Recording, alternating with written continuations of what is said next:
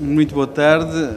Eu sou o simples mestre de cerimónias, por isso mesmo, em nome do Sr. Presidente da Câmara Municipal de Amarante, cumprimento todos e dou as boas-vindas à Casa da Granja.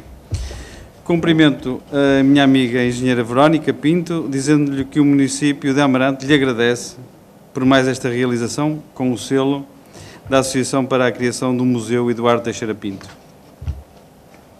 Muito em especial, cumprimento a Sra. Presidente da Tertúlia, João de Araújo Correia, a doutora Helena Gil, e a escritora Ercília Agarés. Dona Helena, mais uma vez é um gosto tê-la connosco, agora para falar de João de Araújo Correia, que durante o século XX se tornou, para além de um excelente médico, um escritor estudado e admirado. Um escritor que nunca renunciou à sua interioridade, da sua vivência. Talvez por isso, pela sua condição de médico, a sua criação literária é a obra de um notável cientista. Hoje, aqui, às portas do Douro, na terra do místico Pascoais, o realista João de Araújo Correia regressa para que o conheçamos melhor, os seus contos, as suas crónicas, com o seu bom humor da vida douriense. Muito boa tarde e que tenham um excelente fim de tarde. Obrigado.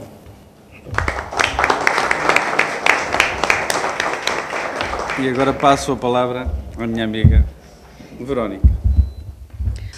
Ora, muito boa tarde a todos. Eu quero começar por cumprimentar exatamente o meu amigo vereador, a doutor Adriano Santos, e agradecer-lhe a sua presença aqui hoje. E quero cumprimentar a minha amiga também, a doutora Helena Gil, que é um gosto enorme tê-la cá, e a doutora Ercília Agarés. Este nome é complicado. Consegui. É um gosto realmente recebê-las neste espaço. Muito boa tarde a todos. Eu quero cumprimentar o doutor Joaquim Pinheiro, Presidente da União de Freguesias, e os familiares aqui presentes de João de Araújo Correia e todas as pessoas que hoje abdicaram deste lindo dia de sol e vieram aqui para estarem presentes e ouvirem a tertúlia João de Araújo Correia falar sobre este enormíssimo escritor da Régua. Também quero cumprimentar, porque depois também haverá uma visita guiada aqui à exposição Contos de Encontros, que está aqui patente ao público na Casa da Granja até ao 17 de junho, a artista Raquel Rocha, que depois nos irá fazer o favor de fazer aqui a visita guiada à sua exposição, uma belíssima exposição, e como eu disse, que estará aqui até ao dia 17 de junho. Sejam todos muito bem-vindos à Casa da Granja. Como eu disse, é um gosto enorme receber aqui a tertúlia João de Araújo Correia, até porque a tertúlia é parceira com a Associação para a Criação do Museu Eduardo Teixeira Pinto e com outras entidades, como a Fundação Vicente Risco, a Tragamundos, da cultura que une. Portanto, somos parceiras já há uns anos nessa também associação cultural galego-portuguesa. E, portanto, eu só posso agradecer à Helena Gil realmente ter escolhido aqui este espaço, a Casa da Granja, para aqui apresentar esse escritor, esse médico, esse escritor dos Montes Pintados, dos livros que eu já li e que, por acaso, gosto imenso. É verdade, não olhes assim para mim, eu não sabia que ele era médico antes. Disse, eu conheço alguns livros porque os li. A parte biográfica, essa faltava-me conhecê-la. Conhecia, eram os livros, o Monte Pintados e os Contos Dourienses, conheço vários, já os li há alguns anos e gosto muito de João de Araújo Correia.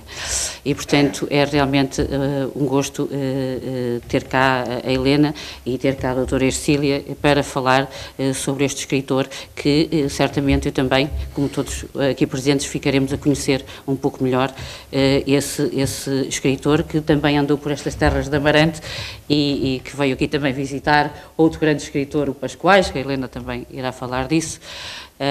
e dizer que a Casa da Granja, portanto, é um espaço cultural sempre aberto a todos aqueles que queiram aqui fazer atividades de âmbito cultural.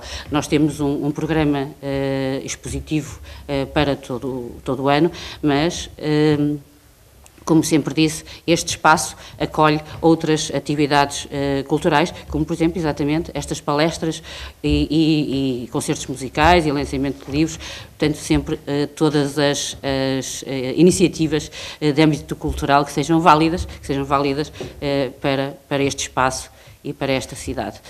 Vou passar a palavra à Helena Gil, porque é para isso que aqui estamos, é exatamente para ouvir a Helena. Falar. Claro que sim. Para ouvir e depois a doutora Ercília. E, portanto, eu não me vou alongar mais, eu vou passar a palavra à Helena. Muito obrigada. Eu tenho que fazer ainda um outro agradecimento, porque ele é merecido, ao ser Presidente da Junta, ao ser professor, por uma razão simples. Ele tem ajudado muito a associação, que é do Eduardo Teixeira Pinto. Isso não por se faz, porque isso é a minha parte final. Quando acabo, eu tenho que agradecer. Deixa-me estar a antecipar isto tudo, mas eu depois volto a fazê-lo. Ok, mas depois voltas a fazer objetivamente e com factos, não é? Vou passar à sua doutora.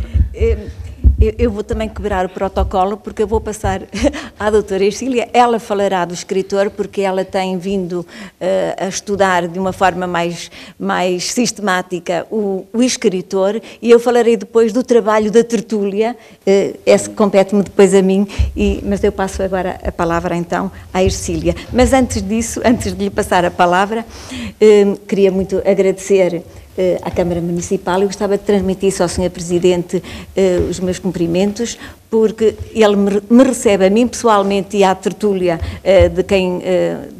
da qual lhe falei da última vez que estivemos aqui nesta mesma casa.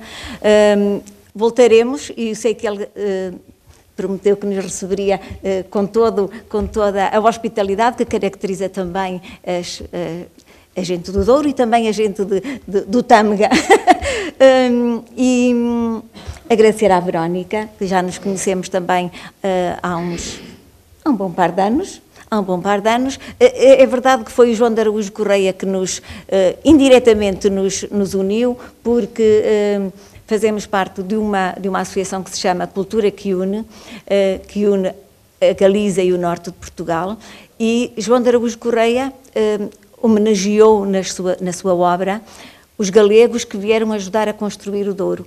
Daí que João de Araújo Correia tenha estado presente nesta iniciativa que nos uniu a nós, e, portanto, é com muito agrado que eu venho aqui à Casa da Granja aproveitar este espaço maravilhoso que me deixa cheia de inveja, já disse muitas vezes, mas é uma inveja construtiva,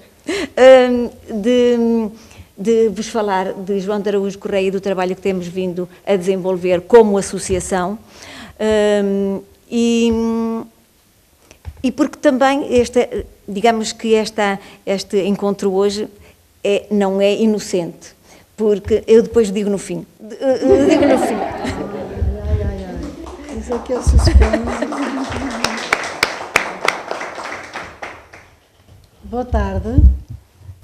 Cumprimento primeiro a mesa, nas pessoas do Sr. Vereador da Câmara Municipal de Amarante, a Sra. Engenheira Verónica, a quem felicito pelo seu trabalho desenvolvido no domínio da cultura, que é um mar onde eu não sabendo nadar, gosto muito de mergulhar nesse mar.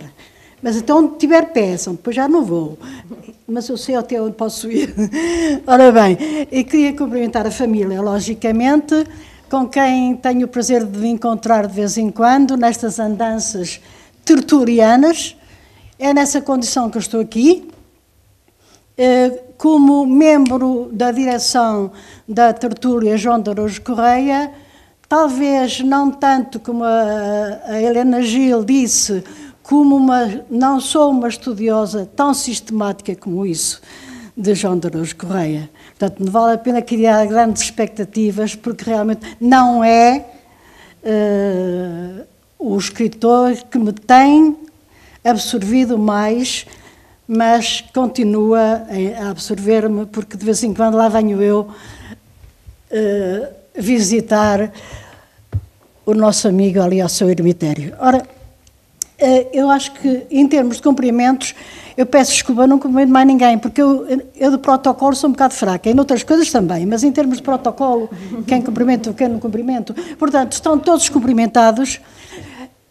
Antes de mais, eu tenho que fazer aqui uma nota prévia.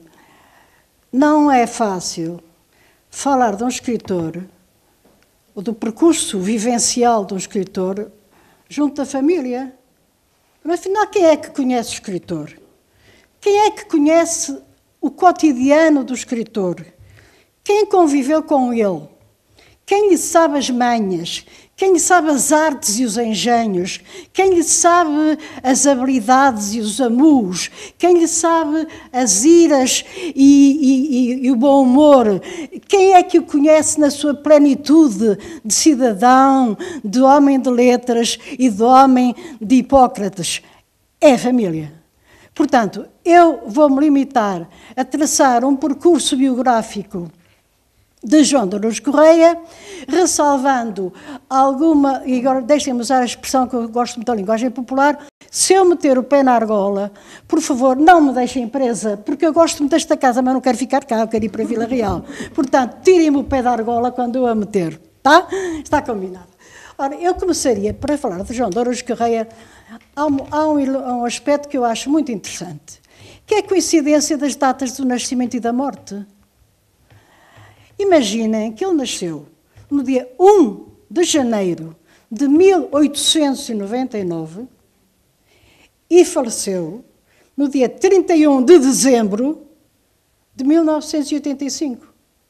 Ele fez um ciclo. Aliás, ele fez vários ciclos. Mas fez este ciclo que tem...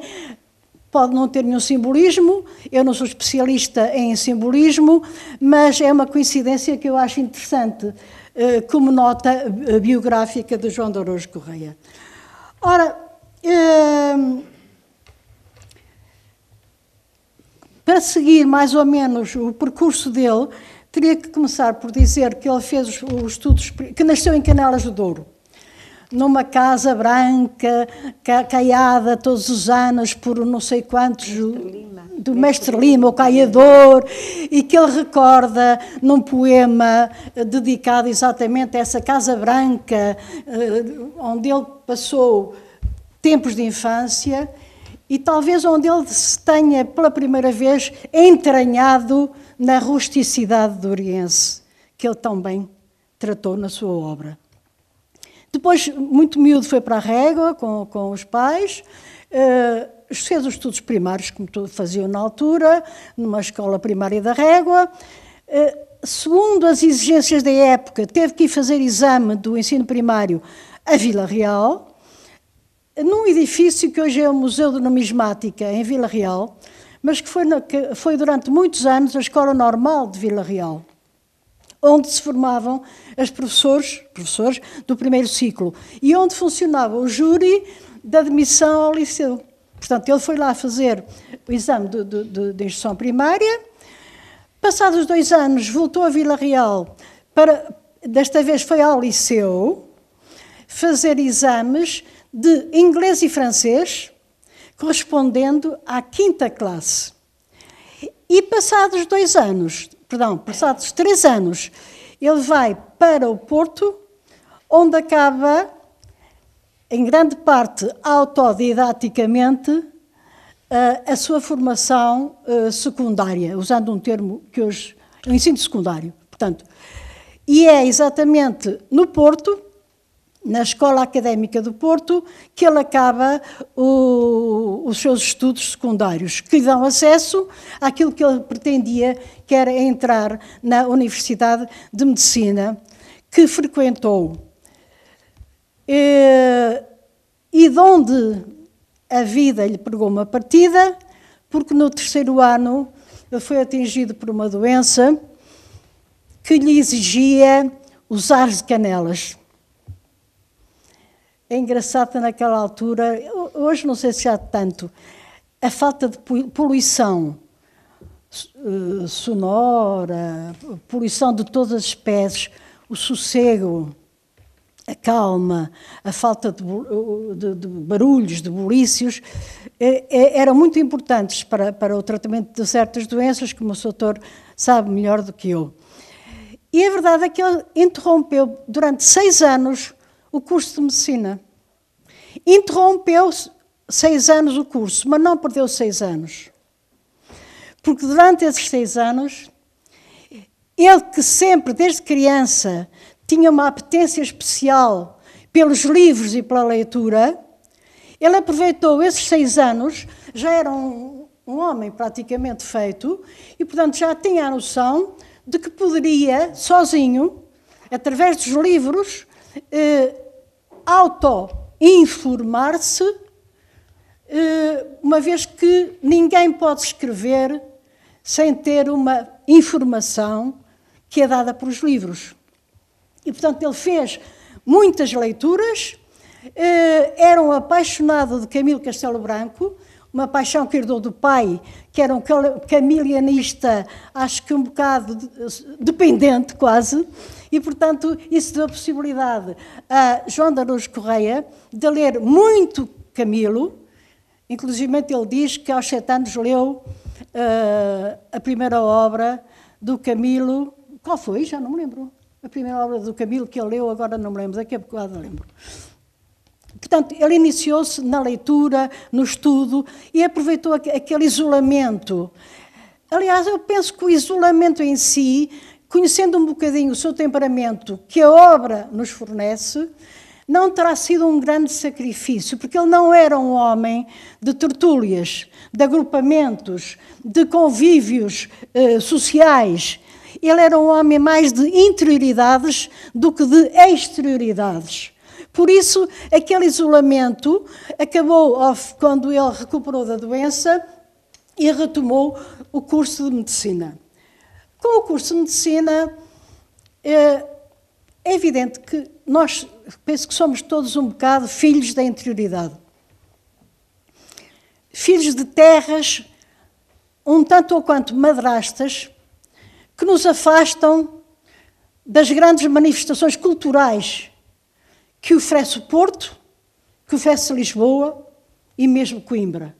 Nós, os transmontanos, os dorienses, os minhotos, mas os minhotos têm sempre a vantagem de ir à Espanha, com mais facilidade. Mas nós sofremos de uma grande interioridade que pesa muito. E pesa muito, sobretudo, em alguém que escreve e que quer que o leiam. Mas João de Araújo Correia, não sei se pensou muitas vezes, antes de ter tomado a opção de se radicar na sua terra não natal, na aldeia, mas na então Vila da Régua. E, portanto, instalou-se na Régua para exercer medicina. Tinha o seu consultório na rua Maximiano Lemos, onde tinha também o seu escritório, e, portanto, onde vamos encontrar um homem dividido, como alguém disse, entre uma caneta que escreve e uma caneta que prescreve. Ou seja, era lá que ele recebia quem se queixava do corpo e quem se queixava da alma. Era lá que ele entabulava conversas restritas com amigos selecionados e, portanto, era o seu eremitério. Ele diz, essa palavra eremitério, penso que será das mais usadas quando se fala em João de Araújo Correia. É o eremitério. Ora, o eremitério, ele chamava aquilo eremitério porque era isolado, era ermo, um sítio ermo, mas era um sítio belíssimo. Aliás, a casa ainda existe, era virada para o Douro e, portanto, era um homem que, nos momentos muito poucos em que a caneta não escrevia nem prescrevia, ele contemplava a natureza, contemplava o Marão e contemplava o Douro. E era essa uma satisfação pessoal que o enriquecia psicologicamente e que lhe despertava a sensibilidade para a beleza de uma natureza que ele nunca se cansou de cantar até à última obra. Portanto, exerceu nesta cidade sempre. É evidente que saía quando o solicitavam. Na altura, na Régua, não haveria, não sei se havia mais médicos, mas lembro dele falar que iam bater-lhe à porta a qualquer hora do dia ou da noite para ir assistir a alguém que estava doente numa das aldeias, às vezes ia de burro, antes de ter carro, e falam aqui a Galafura, que alguém lhe bateu à porta às tantas da hora, e lá foi a Galafura a acudir um doente. Portanto, ele saía. Aliás, ele próprio, e outra expressão que se usa muito, é o João Semana, ele dizia que seria o último João Semana, pelo menos da literatura portuguesa e da medicina. Ele era realmente um João Semana. Ele ia, de qualquer maneira, com o meio de transporte que tivesse ao seu alcance, e ia socorrer aqueles que precisavam dos seus conhecimentos médicos. Ora, esses conhecimentos médicos... Eu penso que os médicos... Há uma explicação muito lógica para o facto de haver muitos médicos escritores, como sabem. Estou-me a lembrar do Fernando Namora, do Torga, do Lobo Antunes, e sei lá, inúmeros agora não... O Júlio Diniz, claro. E realmente é muito fácil de perceber. Eles lidam com a vida e com a morte. Eles lidam com a desgraça, mas lidam também com coisas belas. O médico, quando vai a uma aldeia visitar um doente, se é um homem desperto para a vida e desperto para o que ela tem de identitário, não vai perder a oportunidade de admirar um carro de bois, de admirar uma enxada, de aprender como é que se pisam as uvas. Portanto, ele é um acumular de conhecimentos nesta sua dupla atividade, digamos. Aliás, só vou abrir aqui um parêntese. Quando ele dá entrevistas, e não dá muitas, que ele não gostava, às vezes perguntam-lhe: mas o doutor é mais médico ou é mais escritor? Mas, afinal, o doutor gosta mais de escrever ou gosta mais de ser médico? E ele não dizia. Ele era as duas coisas. Só que, como a sua atividade profissional o absorvia muito, ele escrevia nas horas mortas. E é interessante, é uma coisa interessante de quem ainda não conhece a bibliografia de João de Araújo Correia. Quase todos os livros de João de Araújo Correia, sejam de crónicas ou de contos, têm os títulos sugestivos. São os contos durienses, são os contos bárbaros. Ele próprio diz: disseram para não pôr o nome bárbaros aos contos, mas eles são bárbaros. O que é que eles vão chamar se eles são bárbaros? Eles são mesmo bárbaros. Os 3 meses de inverno, de inferno e 3 de inverno, os montes pintados, as folhas de xisto, portanto, a terra ingrata, a pátria pequena. Ele escolhe realmente uns títulos que são muito sugestivos e que nos dão um pouco a ideia, a imagem do que estará dentro das páginas dessas obras. Ora, para falar sobre a obra do João de Araújo Correia, eu teria que me explanar um bocado. E eu tenho um bocado a tendência de falar demais. E tenho sempre um bocado de receio de aborrecer as pessoas quando começo... Porque às vezes foge-me assim para um lado, ou foge-me para o outro. Eu quero ir ali e depois há qualquer coisa que me puxa para um lado ou para o outro. Isto vinha a propósito dos títulos dos livros, falar sobre a obra dele. Quando eu disse que ele fez a opção de ficar na Régua, ele tinha a noção concreta de que ia ficar longe da civilização. eu acho que naquela altura ainda fazia sentido dizer que a régua estava longe da civilização. Ainda hoje, a civilização é Lisboa, como dizia outro, o resto da paisagem.